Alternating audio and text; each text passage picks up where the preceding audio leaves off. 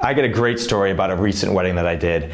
We were doing a wedding on the dance floor, and this bride and groom wanted to have a real intense introduction. And they said, we want to be able to introduce our guests to this specific high energy song, and we wanted to come into this high energy song. But before we even went into our elegant first dance, we wanted to make sure that our immediate bridal party was going to be on the dance floor with us. So we introduced the bridal party onto the dance floor. We had everybody with their hands up in a bridge. They walked underneath the bridge. Then they all did a high energy dance immediately on the dance floor to the introduction song for the bride and groom. About 2 minutes in, we fan them out, create a semicircle on the dance floor, and that set the trend for what was about to be one of the craziest weddings that you'd ever see.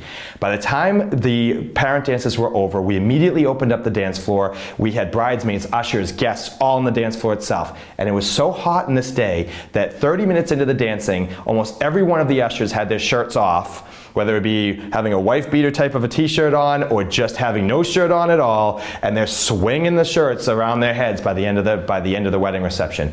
It was one of those times where we're taking requests. One gentleman who was an usher came up to me, tried to give me a big hug on how great the wedding was at the end of the day, and this was a shirtless, sweaty, oversized big man, and all I could say was, hey, hold it right there, okay, good, I'm glad you had a great time.